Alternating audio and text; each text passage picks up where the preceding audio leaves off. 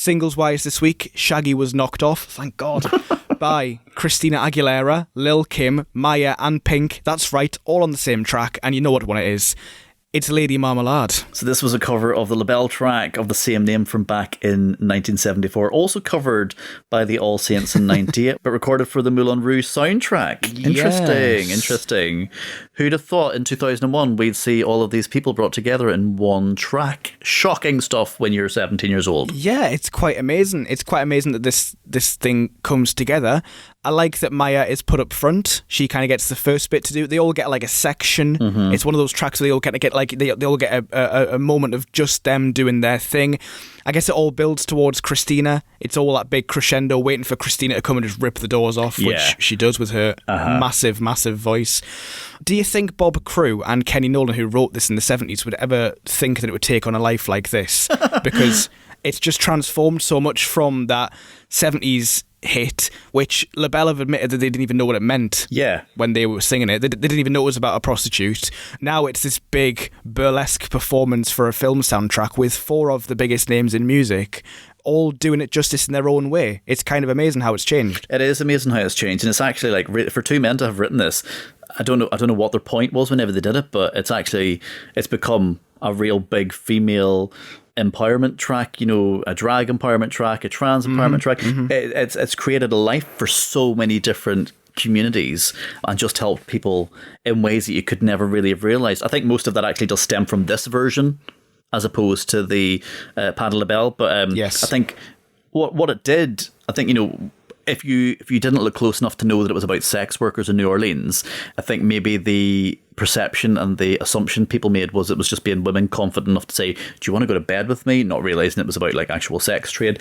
But it did give people a green light, girls a green light to be confident and, to be like, you know what, I would like to have some sex, please. And I'm going to ask you because I'm a girl and I can do what the fuck I want. Stop judging me because I'm inviting the man into my bedroom. So I think it opened loads of different doors which weren't necessarily planned when they sat down and put pen to paper back in the 70s. Yeah. But this version really paved the way for people working with each other because we all thought it was competition when we were younger, and to see them all together, it was like, this makes no sense. And then now, if you look at the charts, it's just all collaborations. It is so difficult for people to have a long-running number one single completely by yourself, written by yourself, produced by yourself, and to do it, it just made things weird, like monumentally weird in a great way. Yeah, I love that it's performed by 4 women. It's also produced by Missy Elliott. That's a really, really good part for me as well. You've said that it wasn't a competition. From what I've read, it sounds like on set and as part of recording it and putting it together, it actually was quite tense because there was a Christina and Pink battle ensuing for who got the most prominence in the track. It's alleged that they butted heads over whose voice would get featured most, and Lil Kim has confirmed this. She said it was tense on set. In 2017, Pink and Christina have both tweeted that they'd made up. Okay. So there was a real conflict there, which is fair enough because I guess they're both quite fledgling new names on the scene, but they've already kind of established themselves quite quickly as ones to watch. Yeah. You'd say Christina's probably more cemented than Pink at this point because Pink is still yet to escape the shackles of her R&B-ness, which we're not too fond of. Mm-hmm. But I think the track as it's come out, it's worked out just fine. You wouldn't tell that there was any animosity. It's just a really great track that's come out as you'd hope.